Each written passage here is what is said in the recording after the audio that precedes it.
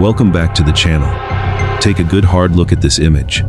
On the left, a science teacher loved by his town. On the right, a masked kidnapper wearing a gun like a clown. At a glance, they are worlds apart.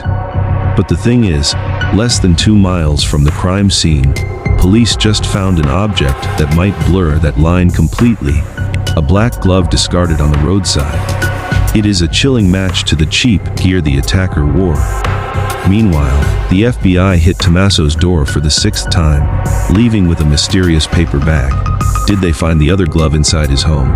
For 10 days we have debated familiar eyes. But today, no more feelings. I am weighing Tommaso Cioni against the masked man with 5 deadly coincidences the police cannot ignore.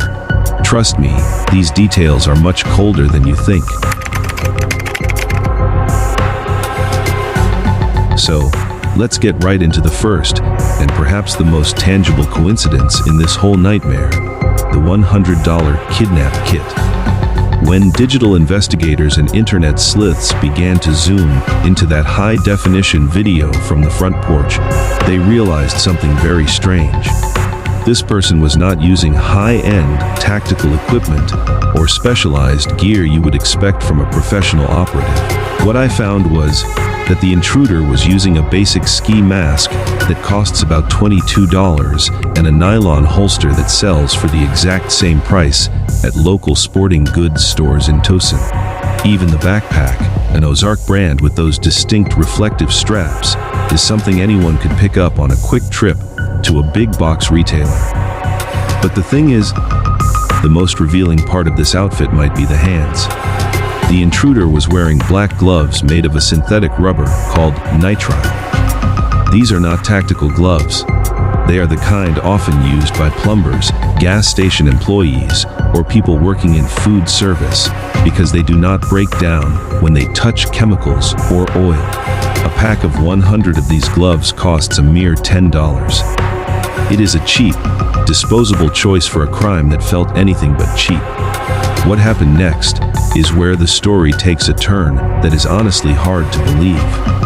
Just as the search for Nancy was reaching a fever pitch, investigators located a pair of black gloves abandoned on the side of the road. The reason this matters is the location.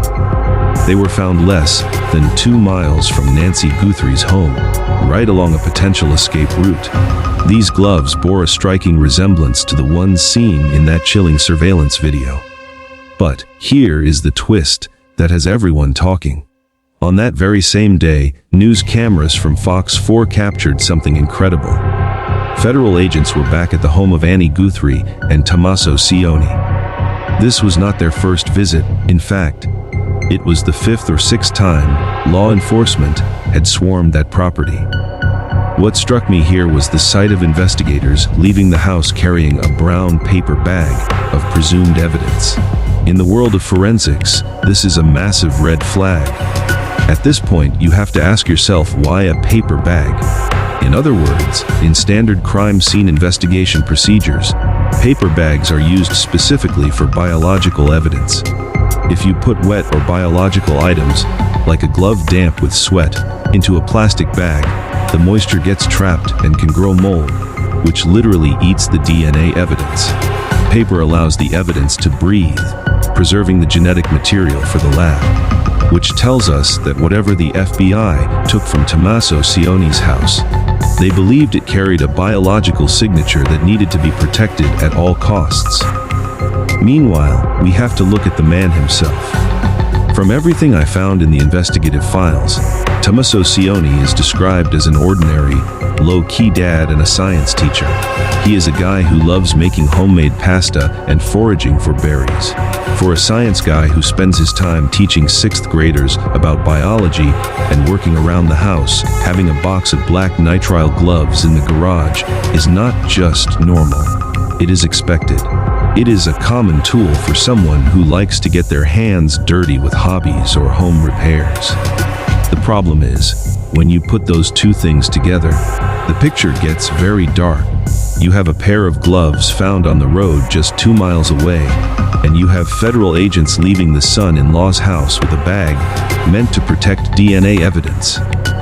At this point, I started questioning if the police had finally found the match they were looking for. If the DNA from the glove on the road matches the samples taken from that paper bag, it is not just a coincidence anymore, it is a smoking gun. Which means the pressure on the family is reaching a breaking point. The transition from being a grieving relative to a subject of a fifth search is a heavy one to carry. And this is important because while the sheriff continues to say there are 0 suspects, the physical evidence seems to be whispering a very different name. From there, every single move the investigators make is being watched by millions, waiting to see if that paper bag contains the answer we have all been searching for.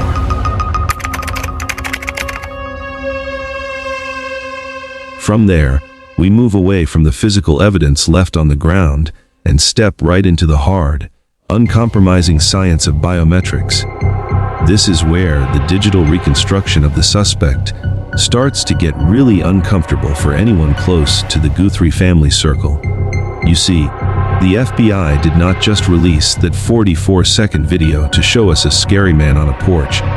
They released it because they knew the biology hidden behind that mask would eventually scream louder than a single fingerprint ever could. What I found was that forensic video analysts have been harvesting every possible clue from those grainy frames. By using the bricks on Nancy's front entrance as a fixed geometric guide, experts believe the suspect's height is somewhere between 5 feet 9 inches and 5 feet 11 inches. They estimate his weight at up to 230 pounds. In other words, we are looking for a male who is described as somewhat stocky, not a lean individual. The thing is, when you look at the way he moves, experts like Susan Constantine have pointed out that he seems significantly longer torsoed with shorter legs and a very broad hip region. These are the structural realities of the human skeleton that you simply cannot fake with baggy clothes or heavy jackets. And then, there is the specific detail that stopped the entire internet in its tracks, the eyebrows. If you zoom in on the high-resolution infrared images, you can clearly see the suspect's eyebrows peeking out from the eye holes of the ski mask. And they are not bushy, wild, or unkempt. They are manicured. They are groomed. This implies a level of self-care and routine that you do not typically associate with a desperate, random criminal. This suggests someone who looks in the mirror, someone who takes the time to shape their appearance carefully. It suggests a person who fits neatly into society, perhaps someone you would see at a local grocery store or even a school classroom, looking perfectly put together and professional, which tells us that the manicured detail pushes the forensic profile away from a random attacker and pulls it much closer to someone local, someone with a reputation to uphold. And this matters because it brings us straight back to the profile of Tommaso Cioni. From the investigative files, we know Tommaso is a 50-year-old science teacher who has spent 15 years in the classroom. But he is also a bass player and sometimes a vocalist for an indie rock band called Early Black. He has that specific artistic, indie style. His profile as an educator and a musician fits the groomed description perfectly. In many of his family photos, you see a man who is clearly well-groomed with that specific artistic vibe that matches the intruder in the video. At the same time, we have to talk about those eyes. The suspect has been described as having big, almond-shaped, dark eyes. On social media, people immediately started calling them familiar eyes. The reason this matters is that we, as humans, are biologically programmed to recognize faces, and even with a mask on, those eyes carried a weight of recognition that was visceral to those who knew him. The problem is, many people can have a similar build or a common eye color. But these specific biological markers, when layered together, narrow the suspect pool significantly. What happened next was a startling example of how powerful this recognition can be. Only 8 hours after the video went public, police in South Tucson pulled over a delivery driver named Carlos Palazuelos. They detained him for questioning and searched his family home, simply because they thought his eyes matched the man in the video perfectly. Just because their eyes looked alike, an innocent person was arrested and their house searched. Do you think this was necessary shrewdness or a dangerous, hasty action that could lead to the wrongful conviction? Does this detail really reflect that? Please leave your thoughts in the comments. Which means that while Carlos was eventually released because he had an airtight alibi, the suspicion surrounding the familiar eyes hasn't just vanished. It just shifted focus. Because while Carlos could prove where he was, we still have not seen a confirmed public alibi for Tommaso Cioni during that critical 4-hour window between 9:50 p.m. and 1:47 a.m. What I found was that Tommaso's own physical profile matches the biometric data harvested from the cloud footage almost point for point. The height, the stocky build, the artistic grooming, and those deep, almond-shaped eyes. Because of that, the court of public opinion has been relentless. The transition from a science teacher to a subject of international scrutiny happened in the blink of an eye. Meanwhile, the FBI continues to work on a more detailed composite based on the mouth and the potential facial hair. They believe they see a mustache, which again fits the recent descriptions of Tommaso. At this point, you have to ask yourself, is it just a tragic series of coincidences, or is the cold math of biology starting to bury the son-in-law? The geometry of a face does not lie, and those manicured eyebrows are a choice.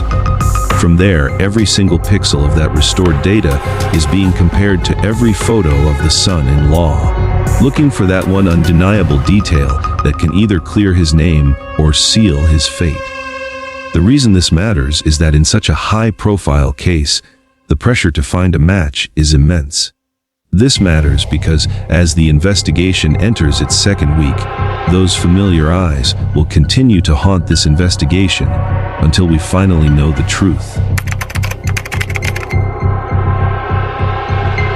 At the same time, we need to step away from the physical masks and the cheap gear and move into a much more chilling territory, the realm of behavioral psychology. This is where the mask truly begins to slip, not revealing a face, but revealing a mind. When you watch that footage, the first thing that hits you is not fear. It is the intruder's total lack of it. He is not breaking in, he is sauntering. He moves with a level of calmness that borders on pure, unadulterated arrogance. There is no frantic checking of the perimeter, no nervous glances over his shoulder. Instead, he walks up to that camera with the leisure of a man checking his own mail on a Sunday morning. This is not the body language of a stranger in a strange land. What happened next is the moment that has kept experts like Megyn Kelly and former federal agents talking for days. The intruder walks up to the camera and he does not flinch. He does not try to hide his hands or duck his head in shame. Instead, he reaches out and gives the lens two light, rhythmic taps. Tap, tap. It is a gesture so casual, so mundane, that it feels like someone checking a microphone or tapping on a familiar piece of furniture as they walk by their own living room. In other words, this is the textbook definition of what we call ownership behavior. In the world of criminal profiling, ownership is a state of mind where the perpetrator feels they have a legitimate right to be in that specific space. He does not act like a thief in a stranger's home. He acts like an owner in his own backyard. The problem is, why would a total stranger feel that way? This man showed zero fear of a dog barking or a neighbor looking through a window. He knew the layout of the porch. He knew exactly where that camera was positioned before he even reached the top step. He walked through that space with the subconscious confidence of someone who has walked those same steps at least 100 times before. At this point, I started questioning the timeline again. Remember, Tommaso Cioni was at that very house only 4 hours before the security system was severed. He had just finished dinner there. He had just played games with the family. The environment, the smells, and the layout were all still fresh in his mind. Which means, if we consider the ownership theory, the intruder's behavior starts to make a terrifying kind of sense. When you are in a place you know intimately, your subconscious takes over your movements. You do not sneak, you move according to your habits. That rhythmic tap on the camera lens is not a calculated criminal move. It is a habitual gesture. It is the kind of thing you do to an object you see every single day, like checking the stability of a railing or the glass on a window. The reason this matters is because it suggests that the person behind that mask was not just familiar with the house. They were comfortable in it. They were at home in the silence of 2 in the morning. Meanwhile, we have to look at the arrogance of it all. This intruder was so convinced of his control over the situation that he took his time to cover the lens with vegetation as if he were performing a routine chore. He was not worried about the clock ticking. He was not worried about being caught in the act. He behaved as if he were performing a boring, repetitive task in a place where he knew he would never be disturbed. From there, we have to ask, who else fits that profile? Who else would have the mental blueprint of Nancy's home burned into their brain so deeply that they could navigate it in the dark without a single moment of hesitation? At this point, the contrast between a random kidnapper and someone with an insider's perspective becomes impossible to ignore. A stranger would be looking for an exit. This man was looking for a camera he already knew was there. A stranger would be tense, every muscle ready to snap. This man was sauntering with his hands relaxed. In other words, the psychological footprint left on that porch is just as distinct as a DNA sample. It tells a story of a man who did not feel like a criminal in that moment. He felt like he belonged. And that is perhaps the most chilling detail of all. Because if the intruder felt he had a right to be there at 2 in the morning, then we are looking for someone who was a fundamental part of Nancy's life, not someone who was a total stranger. The transition from a family dinner at 10 at night to an abduction at 2 in the morning is a short one, but the psychological bridge between them is built on this very sense of ownership. This matters because it tells us that the person in that video was not just a kidnapper. He was a ghost of a visitor who had been there many times before. The reason this matters is that the subconscious mind cannot hide its habits, even behind a mask. However, we have arrived at the most controversial point of this entire investigation. This is the detail that divides the internet, splits the experts, and, arguably, might be the single reason why Tommaso Cioni is not sitting in a jail cell right at this very moment. It is the paradox of intelligence versus execution. Let us look at the facts of the suspect's behavior. When you strip away the fear and look at the mechanics of the crime, the kidnapper looks like a complete amateur. The most glaring example is the gun holster. As we discussed, he is wearing a belly band holster. This is a piece of equipment designed specifically to be worn against the skin, underneath a shirt to conceal a weapon for personal protection. But this man, he has strapped it over a thick, baggy jacket. It is loose. It is flopping around. It is objectively the wrong way to use that tool. A former Secret Service agent pointed out that no one with even a day of tactical training would ever wear a firearm like that. It screams incompetence. Then, look at the backpack. He is committing a felony in the dead of night, trying to remain unseen, yet he walks up to the door wearing a backpack with bright, reflective safety strips that glow when light hits them. It is the equivalent of wearing a neon sign that says, "Look at me." Now, compare that image to the man we are scrutinizing, Tommaso Cioni. He is not a drifter. He is not uneducated. He is a 50-year-old science teacher who has taught advanced placement biology. To teach at that level, you need a high degree of organization, critical thinking, and an understanding of cause and effect. You have to be smart. You have to be logical. Because of that, the defense from his supporters is loud and clear. Tommaso is too smart to be this stupid. They argue that a man of his intelligence would never wear a holster that could fall off or a backpack that shines in the dark. They say the clumsiness of the crime clears him. But I want you to think in reverse for a moment. I want you to step into the mind of a highly intelligent person who is planning a perfect crime. If you are a smart, logical science teacher, and you want to kidnap someone without getting caught, what is the number one thing you need to do? You need to make sure the police do not look for you.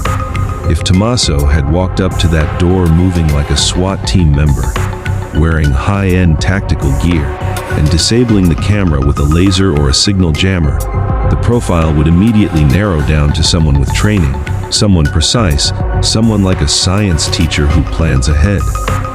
So, what do? You create a character.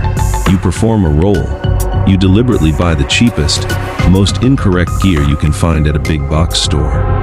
You wear the holster wrong on purpose. You wear the reflective backpack to look like a transient or a confused amateur. You construct a visual profile of a disorganized offender, someone impulsive, uneducated, and sloppy. You want the FBI profilers to sit in a room and say, "We are looking for a banned substances addict or a local thug." So they stop looking at the respected educator with the master's degree. This concept is called staging, or more specifically, calculated incompetence. It is the ultimate camouflage. It is not just about hiding your face with a ski mask. It is about hiding your intelligence with a costume of stupidity. And if this was Tommaso's plan, we have to admit one terrifying truth: it is working. It is working because right now, we are debating it. It is working because the sheriff is hesitant to name a suspect. The amateur nature of the crime has created enough doubt to keep him free for 10 days. The clumsiness is not a mistake, it is the most sophisticated part of the entire plan. He is playing a character so well that half the world thinks he is innocent simply because the crime looks too messy for a smart man, which tells us that the one competence might actually be the most damning evidence of all. It suggests a level of manipulation that goes far beyond a simple kidnapping. It suggests a mind that understands how law enforcement thinks and is actively playing a game of chess against them. The belly band was not a mistake, it was a prop. The reflective strips were not an oversight, they were a costume. And the man behind the mask isn't stupid, he is banking on us being stupid enough to believe the act. So, I have to turn this question over to you, because this is the hinge the whole case swings on. What do you think? Was the kidnapper genuinely stupid for carrying the gun incorrectly? Or was he a genius playing the fool to mislead people? Let me know your verdict in the comments below. Because if this is a performance, it is one of the most dangerous high-wire acts we have ever seen. And as we move to the final coincidence, we will see that even the smartest plans leave a trail that no amount of acting can cover up. Meanwhile, we simply cannot ignore the timeline. In every investigation, time is the one thing you cannot fake, and in the case of Nancy Guthrie, the clock is telling a very specific story. According to the official timeline established by the Pima County Sheriff, Tommaso Cioni drove Nancy home and left her residence at 9:50 at night. The Nest camera system was manually disconnected at 1:47 in the morning. That gives us a gap of exactly 3 hours and 57 minutes. Call it 4 hours. Now, let us look at the geography. Tommaso and Annie live less than 4 miles away. In the middle of the night, with zero traffic on the Tucson roads, that is a drive of 10 minutes or less. 4 hours is an eternity in the world of crime. It is more than enough time to drive home, establish a quiet presence, wait for the neighborhood to go to sleep, and then change into that cheap, unrecognizable outfit we discussed earlier.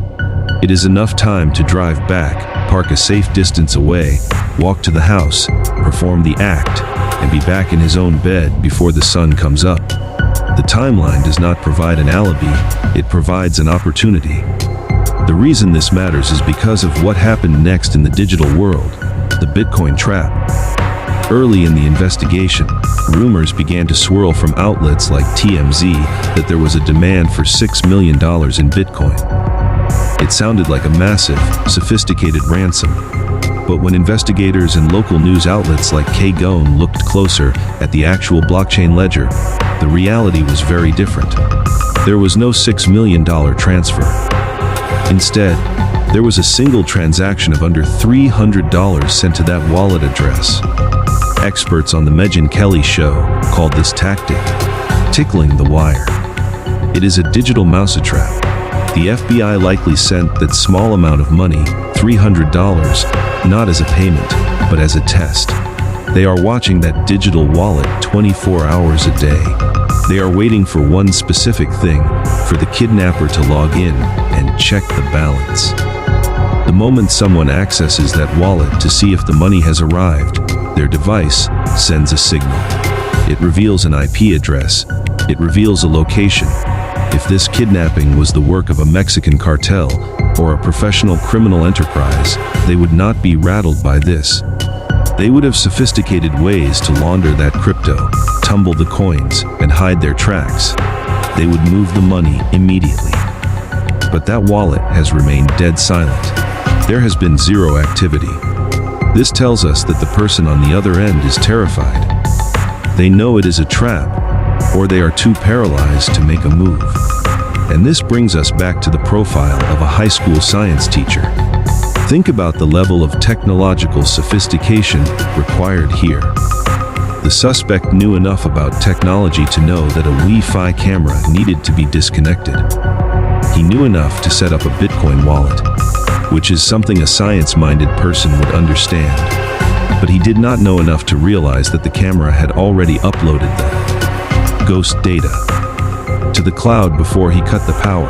He did not know that merely checking a Bitcoin balance could lead the FBI to his front door. This is what we call the middle ground of competency. It is not the work of a Luddite who knows nothing about tech, but it is also not the work of a dark web hacker. It fits the profile of an educated man, a teacher, someone who knows how things work, but lacks the criminal experience to know how investigations work. The silence of that Bitcoin wallet suggests a lone actor who is in over his head. He is smart enough to set up the game, but now that the FBI is playing, he realizes he cannot make a move without getting caught. So, when you look at that 4-hour gap, do not just see empty time. See the logistics of a local man with a 10-minute commute. And when you look at that empty Bitcoin wallet, do not just see a failed ransom. See a suspect who is educated enough to be dangerous, but not professional enough to cash out. It is a specific level of knowledge that points away from random gangs and points directly toward a man with a master's degree who is currently sitting in a house that the FBI keeps searching. The timeline fits, the geography fits, and the technological footprint, or the lack of one, fits the profile of Tommaso Cioni perfectly. He had the time, he had the proximity, and he has the exact level of tech savviness to create this stalemate. And as we move to the final conclusion, you have to ask yourself, are these 5 coincidences? Or is this a pattern that only points in one direction? That is when we have to stop and be absolutely fair. As compelling as the case against the son-in-law might seem, and as tightly as the physical evidence appears to be coiling around him, we cannot ignore the other possibility. In true crime, tunnel vision is dangerous. If we step back and ask ourselves, if it is not Tommaso, then who else fits these 5 chilling coincidences? We land on a profile that is equally terrifying but for completely different reasons. We land on the profile of a stalker. Specifically, we are looking at a psychological condition known as erotomania. This is a delusional disorder where an individual believes that another person, usually someone of a higher social status or a celebrity, is in love with them. In this case, the target of that obsession would not be Nancy Guthrie, but her famous daughter, Savannah Guthrie. The problem is, Savannah is untouchable. She works at NBC, surrounded by professional security teams, secure entrances, and a lifestyle that keeps her far out of reach from the average person. For a stalker, she is a fortress. But her mother, Nancy was an 84-year-old woman living alone in a quiet neighborhood. In the dark logic of a predator, Nancy becomes what experts call a soft target. She is the proxy. She is the path of least resistance to get to the real object of his obsession. This theory radically changes how we interpret the intruder's behavior, particularly the ownership we discussed earlier. When the intruder sauntered up to the porch and tapped on the camera, it might not have been because he had been there physically 100 times before. It might have been because, in his delusion, he believed he was spiritually part of the family. He did not fear the camera because, in his twisted reality, he was not breaking in. He was stepping into a life he believed he deserved. That calm arrogance was not born of familiarity with the floor plan, but of a delusional entitlement to the people inside.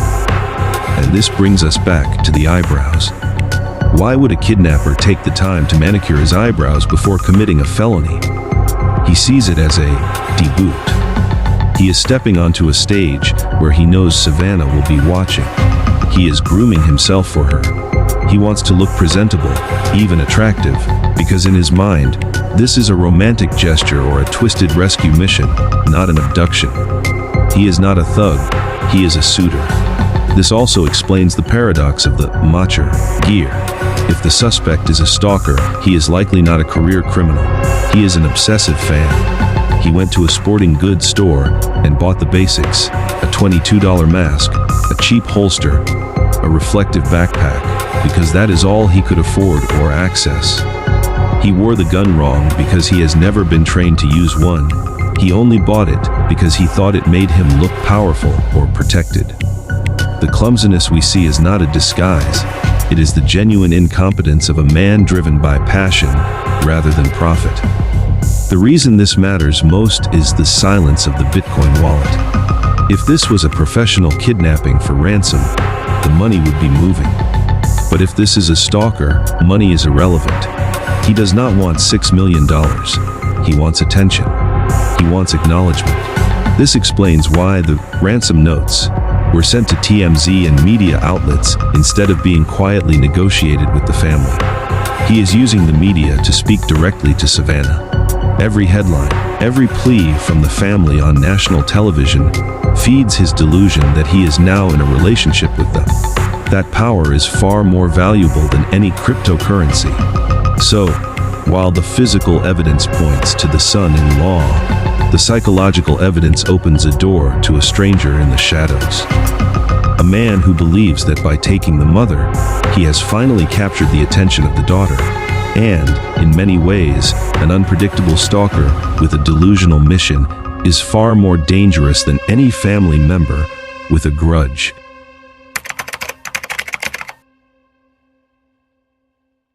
So, after walking through every frame of footage and every line of the police timeline, we are standing at a definitive crossroads. On one side of the road, we have Tommaso Cioni. We have a man weighed down by 5 deadly coincidences that are becoming harder and harder to ignore. We have the matching physical build, the meticulously manicured eyebrows that mirror his own, and the psychological ownership of a man who tapped the camera like he owned the porch.